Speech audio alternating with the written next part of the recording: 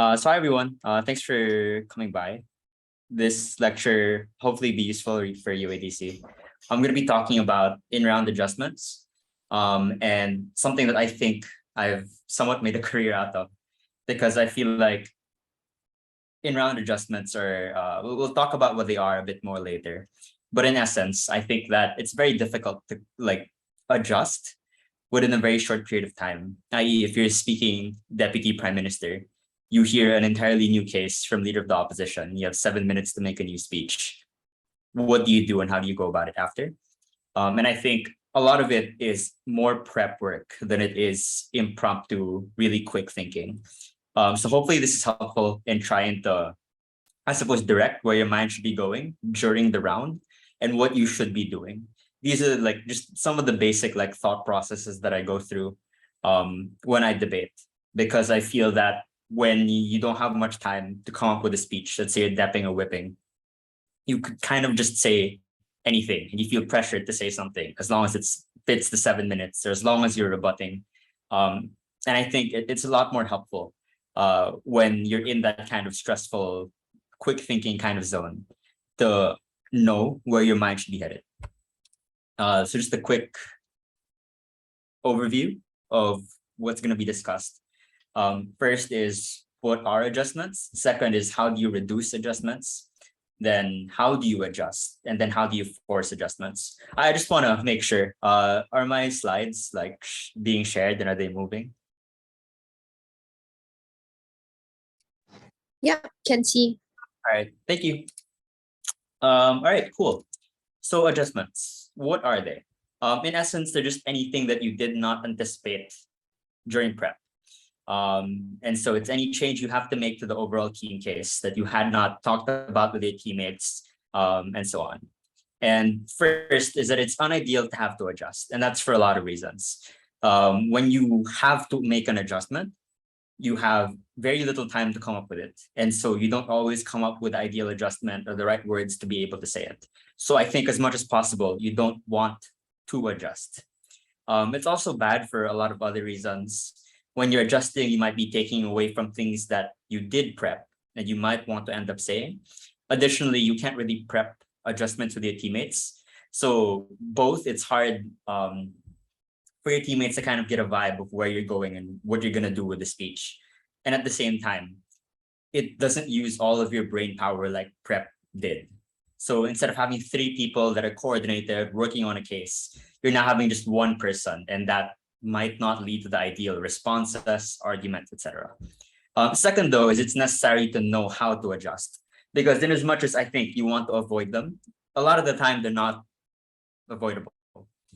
Because in 30 minutes, you will have to prep your case. And it's very difficult to fully prep another team's case, especially if that team is very good.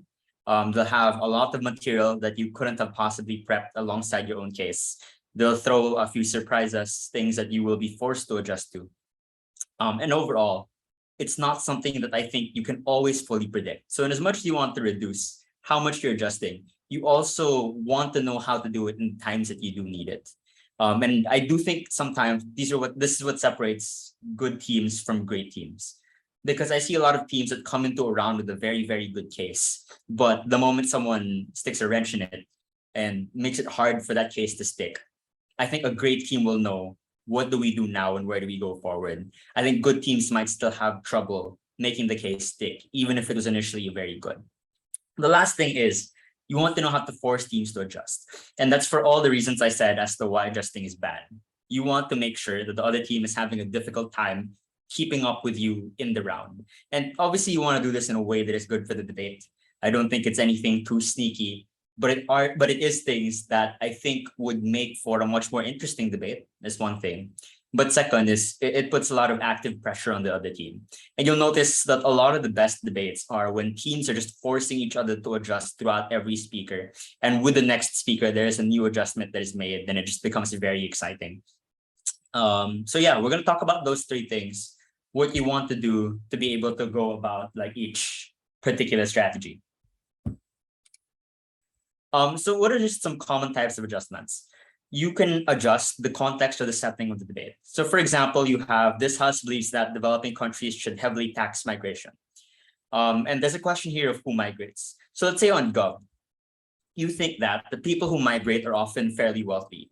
And you can give a few reasons for that. People who are fairly wealthy are more likely to have the means to be able to migrate, to move to another country.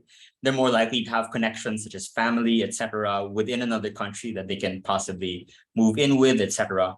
A lot of them might be more culturally influenced by other countries. So when people are more exposed to Western ideals, etc., it might be because their families had previously, like, I don't know, made a lot of trips, have a lot of connections within those kinds of countries, and that's why they want to migrate. And so on Gov, you say you'll tax them, and that's good because it's a lot of money. It means that you can use it for whatever funds of the state, etc.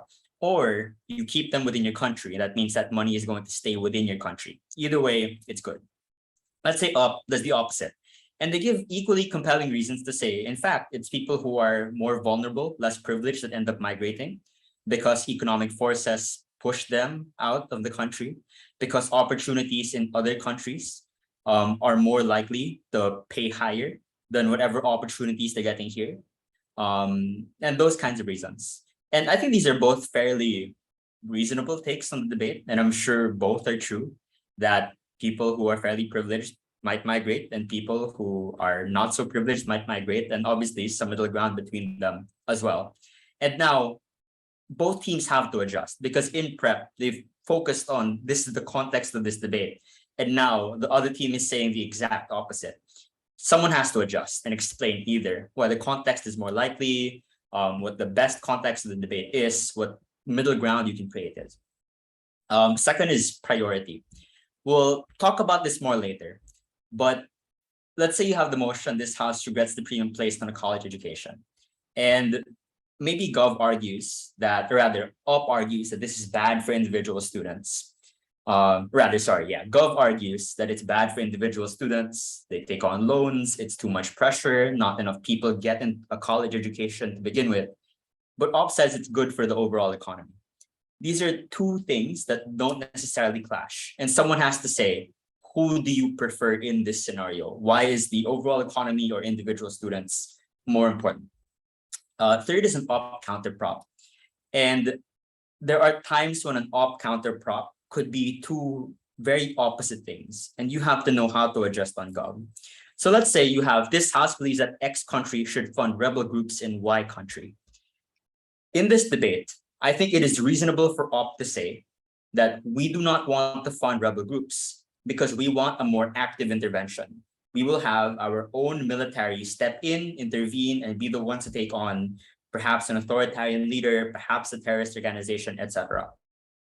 I think it is also entirely fair for an op team to say, like, intervention into conflicts has often done more harm than good, and what we should instead do is back off. Maybe we try to pursue a diplomatic solution. Maybe we give foreign aid, humanitarian aid, etc. But let's not get involved in the actual conflict. I think in a motion where the solution is a middle ground, op can take either extreme. And now Gov has to know, what are we going to rebut? Are we going to say that an aggressive approach is really bad? Are we going to say that a too relaxed approach is very bad? And if you spend all of PM preempting all the possible cases, then you wasted a lot of time. I don't think it's very strategic to be able to do that. Last is, what is the stance that the op team is going to take? So a bit similar to counter prop, but sometimes you don't really have a prop motion. Just what would you have preferred anyway? So let's say you have the motion, this house regrets the glorification of soldiers as heroes. If you regret the glorification, what does that mean? Because there's a world where you argue that people will hate soldiers. And I'll get into a bit more later, but you could also argue a world where people just see soldiers as any other job. Soldiers are just like teachers, they're just like doctors, they're just like office workers, etc. Both are not glorification, but it's a matter of extent and what you would prefer. And in fact, I see a lot of people running the first on the motion, like you want it to be any other kind of job. But I think a lot of the arguments actually kind of trend towards the second, i.e. if you're going to say that soldiers end up killing a lot of people, that they've committed numerous human rights violations, etc., without glorification, it kind of feels to me like it would have instead led to some kind of demonization. And it's, again, very hard to preempt both on Gov. And so these are the kinds of adjustments you have to be aware of and know, what should I do next? How do you reduce the number of adjustments you have? In 3v3, I say the first thing you should do is utilize the veto. Meaning, I think a lot of people, when they veto, they consider how good are the arguments I can make for one side. While that's definitely a fair thing to consider in the veto, I think that there are a lot of other considerations you should have aside from just, are my arguments good? Is the motion better for Gov or for Op? I would say, for example, how messy is the debate going to be? Meaning, are there just going to be too many things going on? Or is it something that neither side knows about too much, such that we're kind of just making stuff up? Second is, how technical is the motion? Meaning, maybe it's a motion that is better on Gov, better on Op, or whatever, but you're going to have to spend so much of your time explaining how the motion works, whether it be very like convoluted science, economics, etc. Sometimes the technicality of the motion gets in the way of the argumentative rigor that you could engage in. Last is, how many possible counters could there be? So for example, in that country should fund rebels in Y country, I would veto this motion just because I don't really know what op is going to run. And it's a bit hard at PM to understand, okay, here's a preemption if they run this, here's a preemption if they run that. That's too much of a waste of time. But if you don't preempt at all at PM, it's very difficult. So when you're doing the veto, don't just think, are our arguments going to be better? Think, how much am I leaving up to chance in this debate? Because you want to consider as well your ability to control the debate. You don't want rounds to be a coin flip, because sometimes there will be a definitional challenge in a round. And depending on what definition you take on, Gov would win or Op could win. But you're not actually looking at the individual arguments, just how do we interpret what this debate should be about? In that case, I think that's too risky. I would not want to debate that. And I think that's something you would want to avoid. Also consider the effort it takes to control the debate. So maybe you can control the debate and direct where it's heading, but if it's going to take 3-4 minutes of PM, it might not be worth it, unless those 3 or 4 minutes could be mixed in with some kind of argument. So when you're doing the veto, I really think you have to understand and have some foresight of how hard is it going to be to explain to the judge why you win the round, versus is it just going to be one where the teams just completely disagree on what the debate should be about.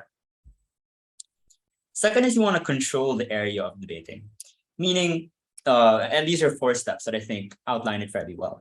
The first is, you want to understand the core debate, meaning if you had just one argument on Gov and one argument on Op, what do you think it would be?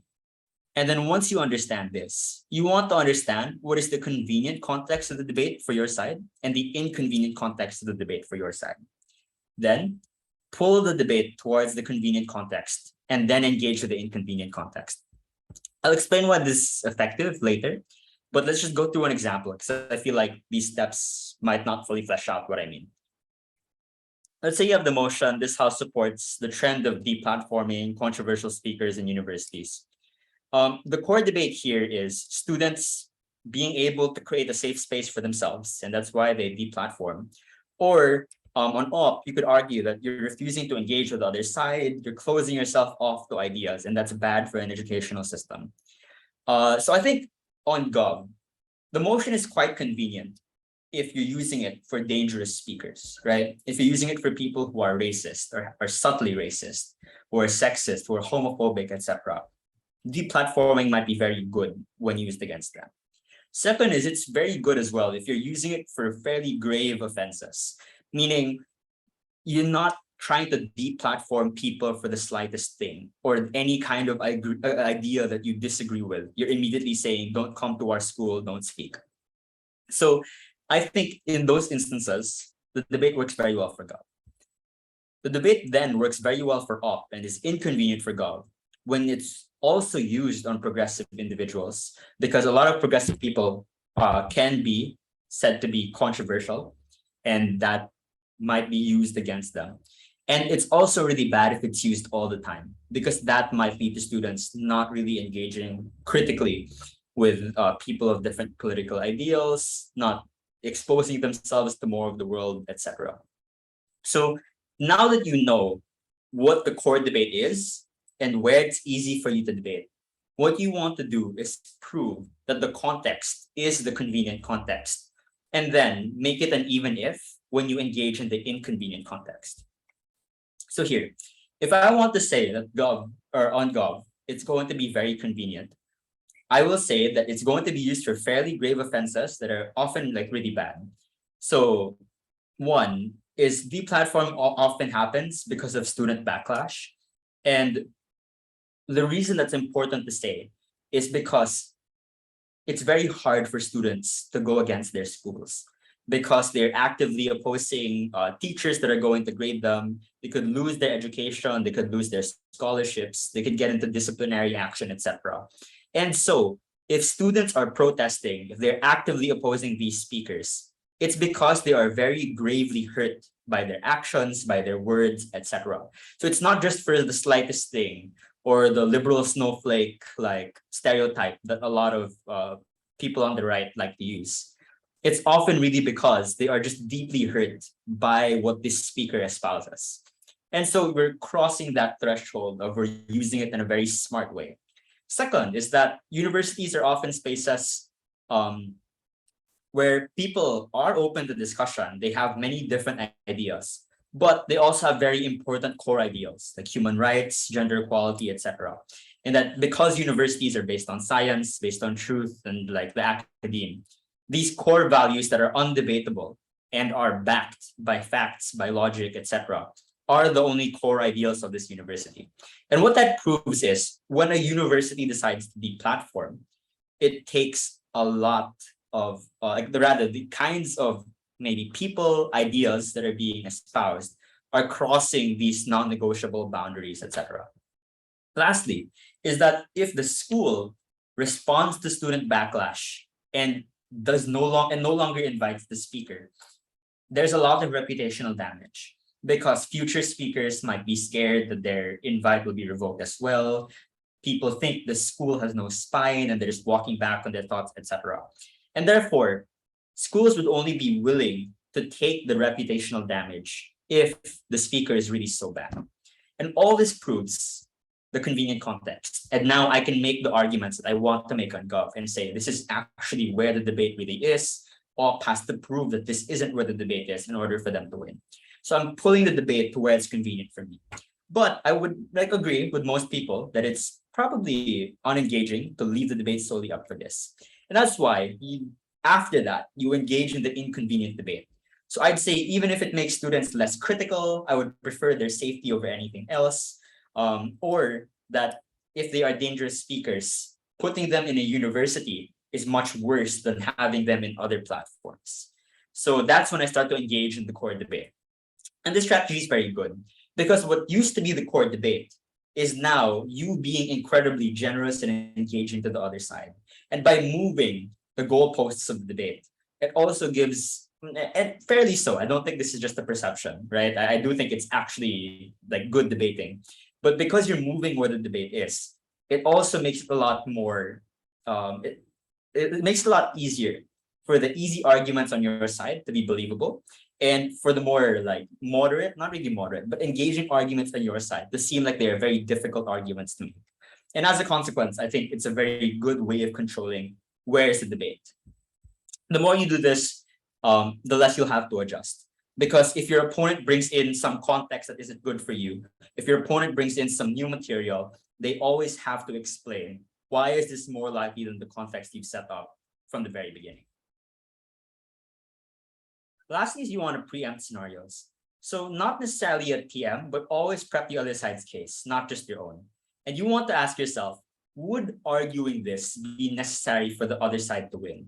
And the reason I say that is because I don't think PM should really preempt everything, to be honest. Because sometimes you will preempt something at PM and realize that the other side will never argue it. I remember I did ABP 2019, if I'm not mistaken. And I had this really niche matter about, so the motion was about the Amazon. I had this very niche matter about Argentina and France and the relations between the heads of state. And at PM, I was like, you know what? If op says this, I have 3 rebuttals to this like niche piece of material. And no one at op had ever heard this material to begin with. And the judge comes up to me after the round and says, I thought the speech was good, but I get why you preempted the thing at the start. It's just that I don't think the other side was ever really going to say it. So it kind of just ended up not really mattering so much in the debate. The other arguments were much better, and you should have focused on that. So here's what this question does. If it's necessary for them to argue to win the debate, and you preempt it and they say it, then you win, right? Because you had already preempted it. But if they don't say it, they lose because it was necessary for them to win the debate. I think because of that, it's a very good way to know, should I argue or preempt this at PM or not? Or is this a losing strategy? If that's the case, then perhaps you would want to leave the responses to this at deputy or whip. So maybe you want to prepare for the scenario, but don't preempt it at first speaker. So going back to the motion about, hold on, here, the fund rebel groups in Y country. If I'm prime minister here, my strategy would be just to explain why rebel groups is the best of both worlds, because it ensures both an active foot in the country that will give you more control, it gives you hard power, etc., because you have arms. But at the same time, it ensures a greater amount of autonomy from the local populace, because the difficulty with invasions is often that people don't trust foreign soldiers, they blame foreign soldiers for the war, etc. But if it's people that are just like people in that country, it's a lot easier to win the will of the people when you engage in like this action. So because of that, I don't really have to preempt every single thing that comes from op and explain why intervention doesn't work, all that kind of stuff. I'm just explaining why my side is good. If they start to defend intervention, that's Deputy Prime Minister's time to come in. All right. So how do you adjust? I think this is very useful. So again, I feel like knowing how to adjust is very good, because not only does it change the dynamics of the round, but I think it's very hard to speak in debating in general because you don't really have a lot of time, but you really want to say a lot. And what ends up happening is the first thing that comes to mind that you think of in response, you will write down and then you will say it. Or at least that's what happens to me. And I think it's a lot better and clear when you have frames of thought to work around, because it doesn't make your mind feel like it's going everywhere at the same time. So the motivation for this lecture, again, is direction, knowing where speeches in the debate should go. Because I think a lot of people will construct arguments or rebuttals for the sake of them. I have definitely done that, because maybe you're told the first couple minutes of your speech should be rebuttal and the next 5 minutes should be argument when you're leader of the opposition. But really, I think that when you set these hard rules for yourself, they're kind of like training wheels, right? They set a floor to how it could go, but they also set a cap. And I think that when you're a bit more free form and willing to adjust, you are removing that floor, which means you could mess up more, because sometimes you don't know what to do or what to say without having a set speech structure. But you're also removing the cap, because when you adjust precisely to what the debate needs, you're more likely to win the debate. And that's another thing. I think time is very scarce. So when you use it to do things that maybe are good but not optimal, when you're doing things just for the sake of them, you are using up your time. And that could have potentially gone to more important rebuttals, things you had on your paper but did not get to say. So here are, I think, very important reminders for adjustments, how to go about them and what to do. The first is you want to patch holes in proof, meaning when there's something that you have not proven, you have to prove it later on. I'll give an example later and why it's important.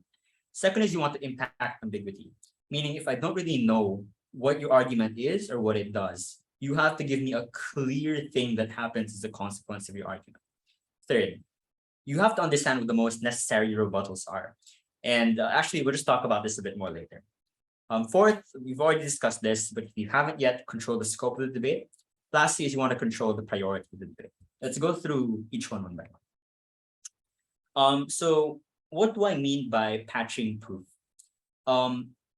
Assuming nothing else has been argued for the motion, this House would ban guns. Let's say I'm prime minister and I argue a reduction in guns will lead to less people dying since most use of guns is not done in self-defense. A lot of them are homicides, like shooting sprees, etc. Second, that there's less crime because guns are often used to aid other crimes such as robberies, etc. And that there's less fear. When you don't have to fear for a gun, when you go out at night, you feel more safe going out. And that's great because you preserve more lives, you protect people from bodily harm and economic harm, and you allow greater freedoms. There's a very big hole in this argument. Can anyone feel free to chat it? I'll say it if no one does. Feel free to chat it if you think you know what the hole in this argument is.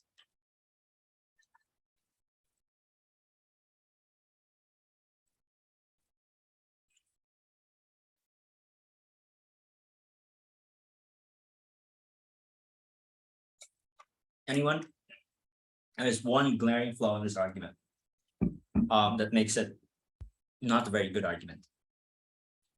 So that's one, kind of like within the same area. So someone has PM'd me. It was direct, so I will keep it anonymous. That op won't regulate it properly. That is fair, but think more of what Gov has not proven.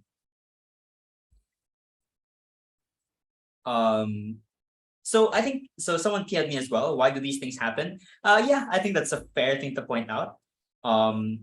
But assuming I think the links here are a bit clear. I think there's a very big link that is missing. The link between the reduction of guns and benefits. Close. It's the link between the reduction of guns and something else.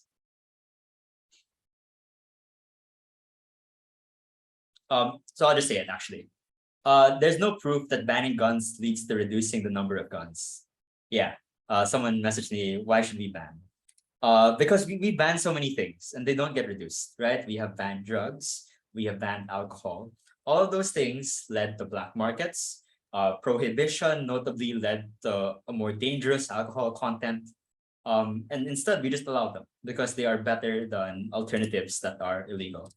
And so when I am deputy prime minister, and this is my PM's argument, leader of the opposition will say something like, maybe all this is true, but no one has actually proven why a ban will lead to a reduction in guns. And they would just give the same example as I gave, right? You ban alcohol, there was more alcohol. You ban drugs, there was more drugs.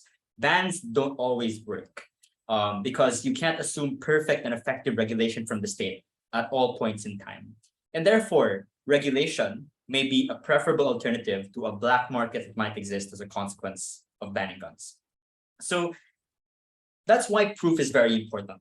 Because none of these things follow if you don't actually have less guns, right? If you have more guns, then you can't say less people die. If you have more guns, you can't say if there's less crime, if there's less fear. None of the arguments is going to follow. And that's why, if LO points it out, I, a deputy prime minister, now feel the pressure to explain why do bans work? Why is it effective? And to be fair, again, you don't want to make this adjustment because now at DPM, you can't prop. PM should have propped this. And so it's much harder to prove that the ban is effective because you don't have the fiat power that PM has at DPM. You would not have wanted to adjust. You should have foreseen this in prep. But that's the adjustment you have to make now. Prove why does banning actually lead to reduction? So IMO, this is the most necessary adjustment because again, if you don't prove something, nothing else follows, right? You can't, all these levels of analysis don't follow. All the benefits don't happen because if Op just says there are actually more guns, your argument is kind of dead. So you want to make sure again that this is done as early as possible, not just because of what I said about fiat, the deputy prime minister doesn't have fiat anymore, but it also becomes harder to credit. Let's say DPM misses out on this, and that's perfectly understandable, to be honest. 7 minutes again, not a lot of time to make a DPM speech. Sorry, I hate DPM a lot. But once you get the Gov Whip, who is the next speaker in Asians, and if it's BP, you actually can't even speak anymore. They can't build. And so putting in proof at Gov Whip is so hard to credit. Even if you understand that that's what you had to do, the judge might not believe you at that point anymore. And that allows, again, very easy co-optation by the other side. LO, I just say, banning more guns, we get all the Gov benefits. And the LO doesn't even have to explain why these things are good anymore. They don't have to go through all the individual layers of analysis. At LO, I'll just say, if we prove there's more guns, then we just take all the gov arguments. They have saved me so much time. Second is it allows large sections of the case to be ignored. This might be a 3-minute argument, and now it's pointless. And again, it also makes adjustment later on in the debate more difficult for you if you don't do it. It does not even have to be a very big hole. It can be very subtle but detrimental. I don't think this is the most obvious hole in the world. But once someone points it out, it feels like the most obvious hole in the world. And once that happens, it gets very hard to come back. And you want to be able to look at what are the possible questions they will raise in the case.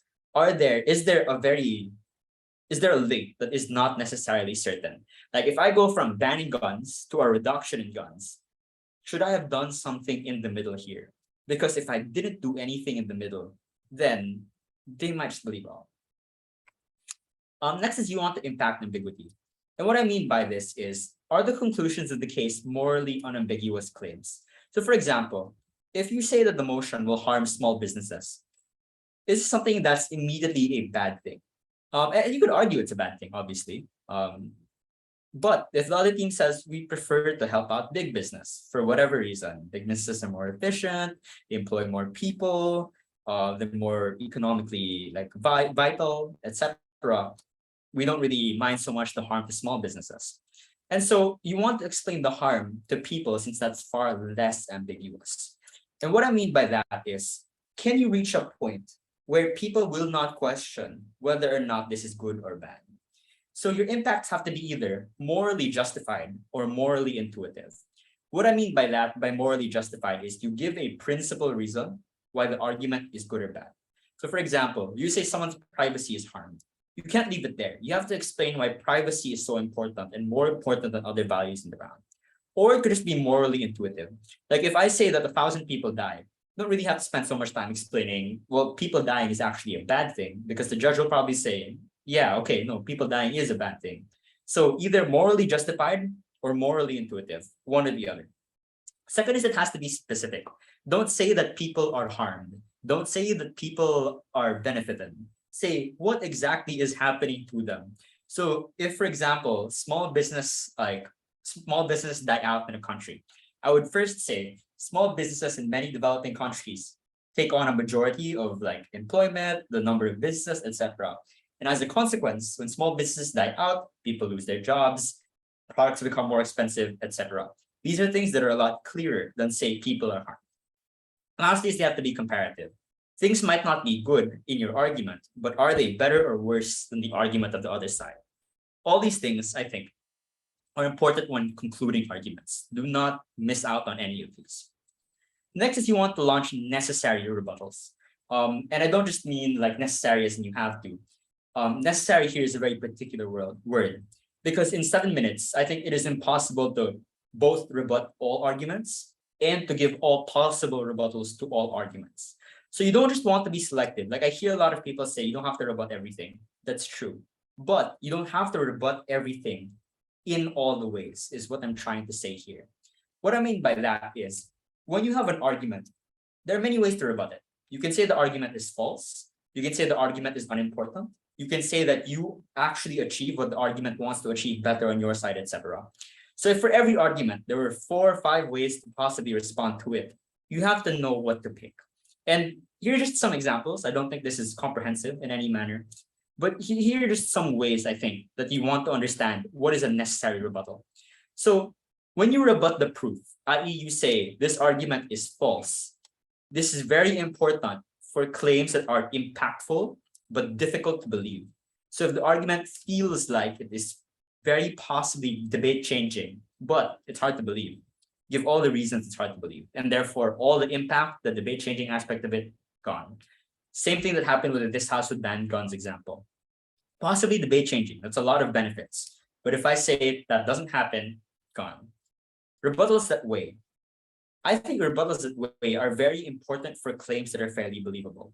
So if someone says something that is just super intuitive, right? Like they say, I'm thinking of an argument that you cannot really, yeah, okay. So let's say the motion is, like let's do something very basic. Like this house believes that developing countries should prioritize renewable energy over all other kinds of energy sources. I think in that instance, it's very easy for for you to believe the claim on Gov that they will probably have more sustainable energy, less pollution, less impact on like carbon emissions, etc. I don't think you can really rebut that in terms of saying that it's false. But I think the more important rebuttal here is to say that it's less important. So because the argument is very believable, you want to weigh it instead of refuting it. Because if you give arguments that disprove it, the judge might not believe you so much. Lastly is you want to have arguments that stress the comparative when the margin of change might not be clear. What do I mean by this? Because I think a lot of debates will push people to say this debate is most important in like the most conservative countries in the world, in absolute authoritarian dictatorships, etc. You might want to ask, maybe these are obviously these are important places, very vulnerable people, very important to save. But will the motion change much, right? Because sometimes it's picking between two bad options when you're in a very bad situation. And as a consequence, you want to stress, here's the comparative. You don't actually get to do very much with what you want to do with the motion. And I don't think it's always that clear cut, but you want to assess, particular to the argument that is being built, what is the most necessary rebuttal for me to launch, not just how do I rebut this. You want to control the scope of the debate. So it's a lot of stuff we've discussed already in the reducing adjustments portion.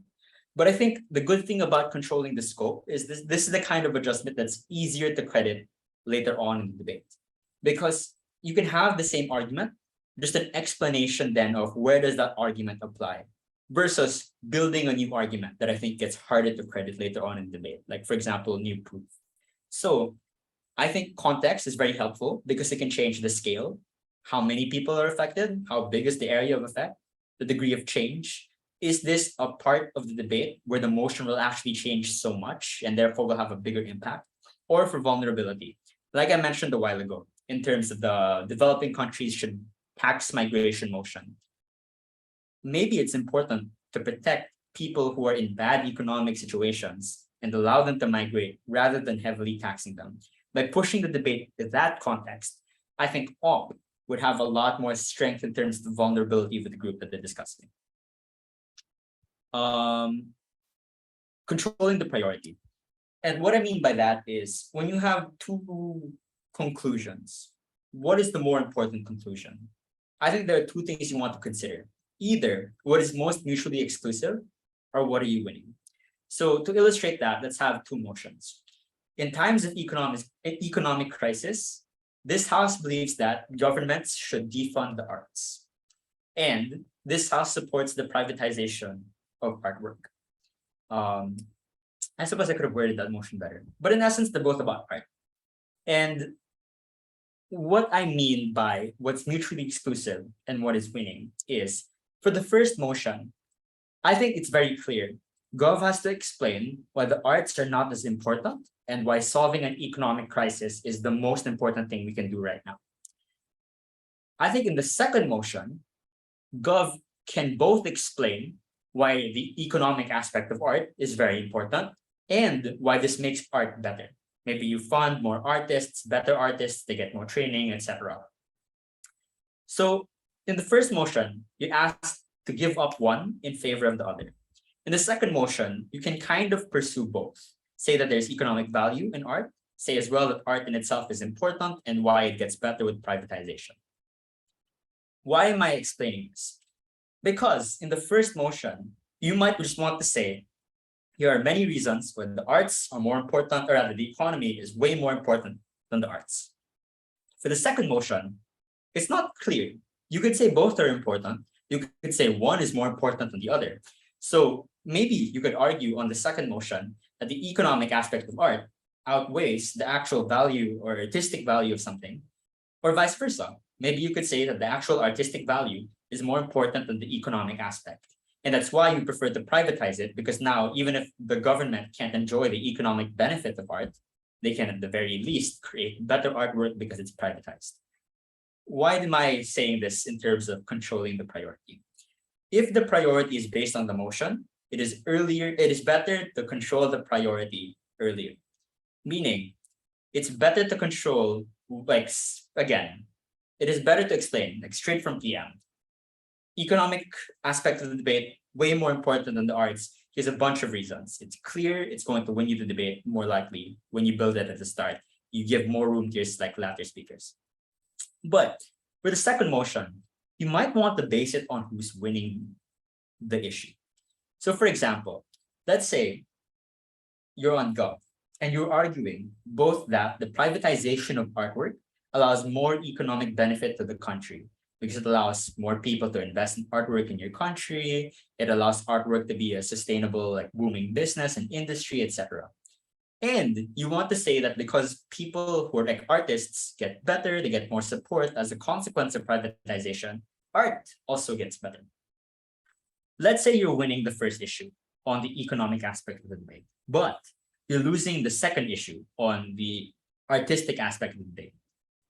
You might want to explain why the economic issue outweighs the artistic issue. Similarly, you could be winning the artistic issue, but losing the economic issue. And you might want to explain why the artistic issue outweighs the economic issue. And doing it later is better because you don't know how much you're winning by and whether or not you're really winning until later on in the debate. And this sounds a bit cheese, right? Because for the same side, you could argue two contradictory things, that A is more important than B and B is more important than A. That's why you don't want to commit until you're very sure. So at whip or reply even, you might want to explain why one is preferable to the other, depending on which one are you winning. Obviously, you would prefer to win both issues. But again, in tough debates, in good debates, you can't win everything. You want to ensure then that what parts you're winning are more important. And you in prep, honestly, I have prepared contradictory statements of why A is better than B or why B is better than A. And then we have just saved them for our GovWhip and said, yo, we're losing A, prove why B is more important. Bit cheese, think it's fair game though. So yeah. How do you force adjustments then? So how do you make it a bit difficult for them to have to come up with something on the spot? So I want to make clear, don't hide material from first. I think, again, adjustments are good, but you want to do them as early as possible because you might think that there's some material you want to save for later on in the debate and therefore, hide it so that the other team has difficulty adjusting. I fully disagree. I actually like front load all of my first speakers because I think that's the most strategic way to go about it, at least. But I think the role of a first speaker is to create room, meaning if your first speaker fails to argue something, if they miss an argument, if they're unclear about an argument, that means Dep and Whip have to do a bit more to clarify things, to fix the debate, quote unquote. And that's not ideal because while it might make Dep Whip like out-tab first speaker or whatever, it'll make them less likely to win because you can't have as much time to do a lot of different things in the debate. If you wanted to extend, now you can't. You have to clarify the definition. If you wanted to have a rebuttal to so many different things, you can't because you're rebuilding your partner. And so I really think it's important to have a solid first speaker case to reduce the number of adjustments. Hold on. All right.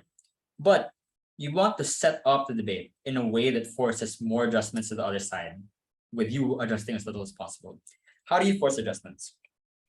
First is, I think, clever counterfactuals, especially because I think clever counterfactuals that aren't too cheese really help in making it difficult for the opponent to adjust. So for example, let's say the motion is this house regrets the use of fear in parenting. I think I was up on this motion. And honestly, I found this a very difficult motion to opt because I was like, I don't really like the use of fear when you're parenting. I don't think it's very productive. And what Gov was doing here was explaining, here are all the reasons fear is a very bad parenting strategy, it's harmful to children, etc. And then explains what likely would have happened otherwise. Our strategy on op was to say that bad parents on Gov don't become good parents. They just stop using fear. And our way to go about it was to say, when a parent does no longer uses fear, it doesn't change the fact that they want to control their kids' behavior and that they don't want to go through the difficult process of explaining morals, of like rearing them in a way that would make them not want to do the things they don't want them to do. And so one of the strongest alternatives to fear on Gov is guilt. And guilt is a lot worse than fear, because rather than being afraid of external things like a consequence, a punishment, etc., it is internal. It tells you that you're a bad person if you don't do these things. It tells you that I don't know, like the using religion, for example, like God doesn't love you if you will do this bad thing, for example. And that's a lot more long lasting. That's a lot harder to shake off. And even when you grow up, you'll probably live with that for a much longer time than potentially fearing consequences. And someone asked if you won that round. Yes. And so this comparative, I think it's still like fairly debatable, right? I actually think guilt and fear are both very debatable things. But what it did for us was, if that was PM, we had LO. A lot of the PM case no longer applies. DPM is forced to adjust to the new LO framing, and now that's whole speech that does not apply to our counterfactual. Then we kind of just choose them at depth and just respond to all the arguments about fear and why it's worse when you use guilt. And that's the advantage. The first is you flip important contexts, right? So for bad parents, we now win that debate, not them, even when fear probably is really bad in the hands of bad parents. It also makes it difficult to respond to because you don't really prep these clever counterfactuals. And it also forces significant adjustments to the case. So you won't always have these in all motions, but when possible, and not even in the whole motion, sometimes in particular parts of the motion, I think it's quite good to be able to do. Second is you want to prop out real world blunders. And what I mean by that is that there are times when there are policy motions that don't work in the real world, but will work in debating. That's because the real world oftentimes sucks. And you want to ensure that what is the problem in the real world does not necessarily have to apply to the debate. So for example, in the motion, this house would ban corporate residential landlords. And here's the definition of corporate residential landlords. This is our world's octo. We were at CG. But our OG argues that there are so many problems with corporate residential landlords. They have so much lobbying power that allows them to skirt regulations significantly. And as a consequence, they build monopolies, unfair market practices, etc. The response of our opening up is very simple. They say you are using this to literally ban corporate residential landlords. You know what is easier? Preventing them from lobbying. That takes less political power. And because of that, all their problems on skirting regulations, on lobbying are now gone. And now Optus has to defend a world where they exist, not necessarily a world where they have so much political power. And because of that, a lot of the Gov argument just no longer applies. And so there are some things you can just prop out because they're done really poorly in real life. When a lot of the OG case, in my opinion, was very based on real life examples, but it doesn't necessarily have to take in all of that. And that said, you can't prop out everything. And you want to ask two questions as a consequence of that. The first is this necessarily a part of the motion? I.e., can Gov or OP debate without that part? If yes, then you can probably prop that out if it's not important. If no, then maybe you're propping out something that is actually really a part of the motion. You shouldn't do that. Second is fiat sufficient? Because if you're going to prevent lobbying from corporate residential landlords, it's very easy to see. This is actually easier to do. It takes less political power than outright banning one of the richest groups in the country. And so there's enough fiat to be able to prevent lobbying, ensure regulations, etc. Propping out real world blunders is important because sometimes when people use real world examples, you could possibly take it out of the debate. But if you don't, it's very intuitive. It's very compelling. Like a judge who knows that these are real examples will probably think, yeah, that sounds fair. And if you don't prop it out, if I was judging, I would fully credit the real world examples if there is no clever counter prop that will come from another team. Next is you want to flip strengths. So some teams have arguments that have clear strengths and weaknesses. Not only do you want to, as in the necessary rebuttals portion, punish what's weak, you also want to flip what is strong. So what I mean by that is, if someone, for example, proves something very, very well, but they don't really explain why it is good or bad, maybe what you want to do in response or in extension is just to say, you know what, they're right. This happens. That is actually a bad thing.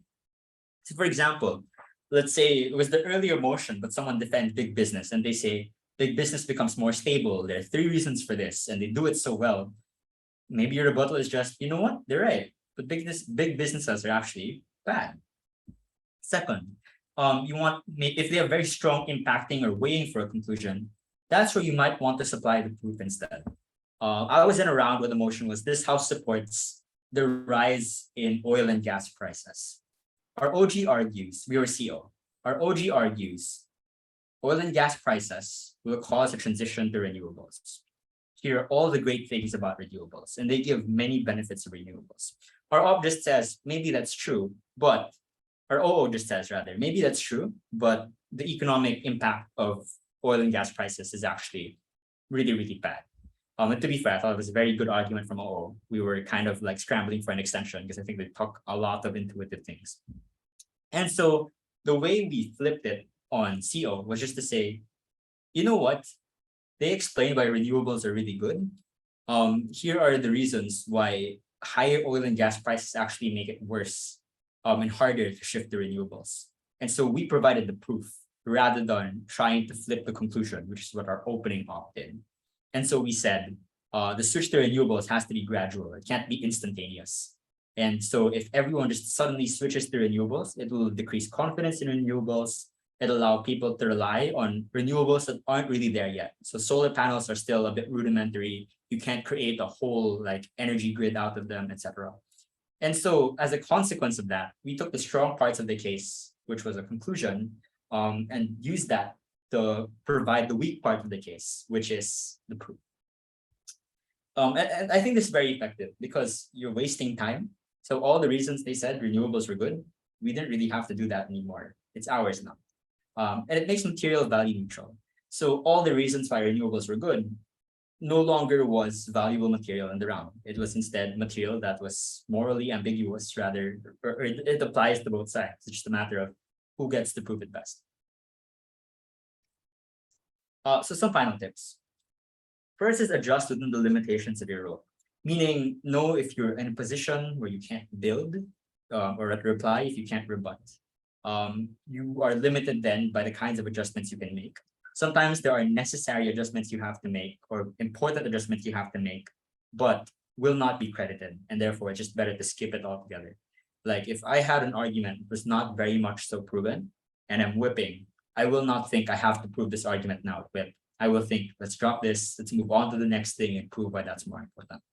Second is you want to keep your team informed of possible adjustments. That's because when everyone in a team is adjusting, that's very prone to contradictions. It's very prone to, or maybe it would be nice for your whip to know what direction you're going at. Or they could possibly give advice, additional rebuttals, proof, etc. I think adjustments, unlike prep, again, are very individual. And so not really knowing what your teammates are doing could harm the case. Third is just listen. You want to both hear adjustments and punish bad adjustments. So some people will adjust in ways that are bad, i.e. contradictions, building, changes in the prop or stance. And these are bad, they are harmful to the case, and they will break rules. And so you want to make them, you want to point this out so that they don't get credited, as well as you can punish them and use it in different, like other rebuttals for parts of the case. Lastly, just prepare scenarios. Don't just prepare the case. Think, here are all the things that could possibly happen within the round, and here is our response to each one. So if they argue this first counter prop, here are the things we could do at deputy to adjust to them. They have this counter prop, here are the other things we could do at deputy. That should be all, I think. So thank you so much for listening. I can take questions for like 5 minutes if anyone has any. Feel free to like message the chat or like raise your hand on voice.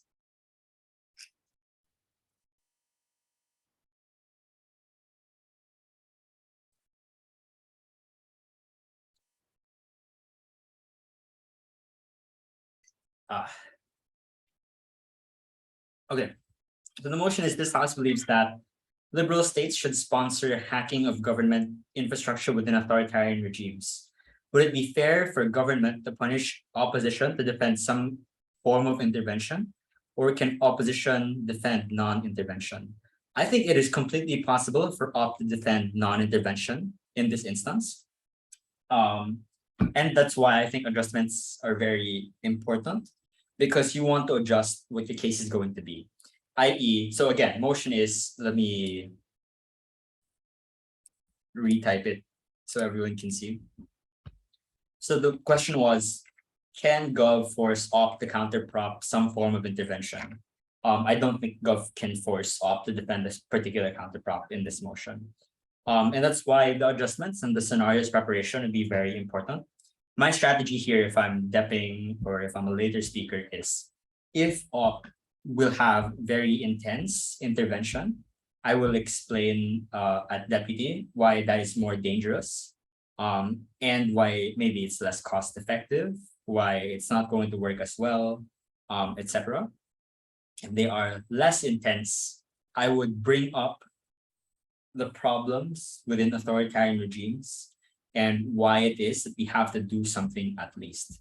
I just recently did a debate about intervention in like Western intervention in, I think, areas with humanitarian crises. And when op was not very clear on the counterfactual, more so defending a diplomatic stance to it, what we did was just explain, even if intervention could be harmful, leaving an authoritarian regime to do whatever they want is actually a lot worse. And so, yeah, check the scenarios. Are there any drills you can do to learn how to adjust better without doing rounds?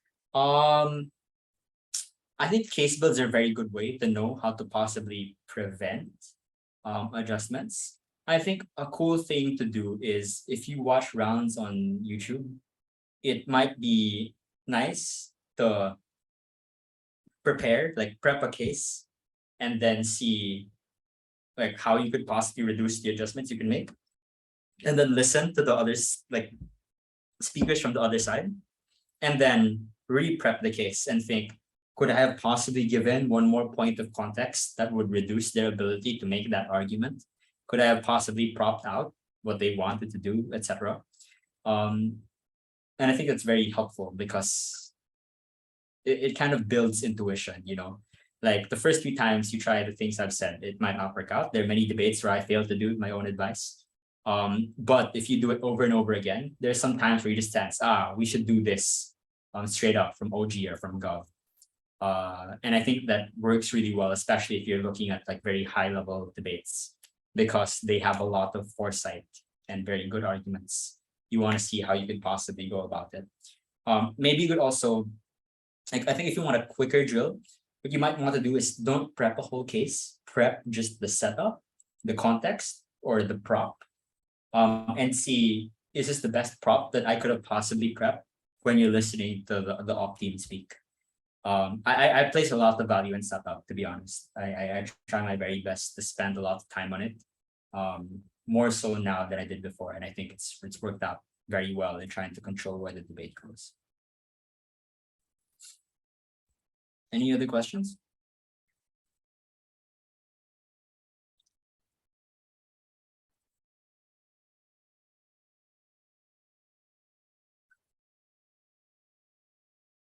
I'll leave like a minute maybe. Yeah, 6:30, so right in time.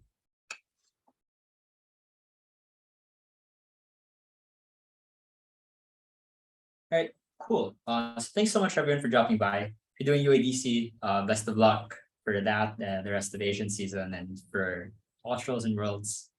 Thank you all so much, and I hope to meet at least some of you in person sometime. Have a great night.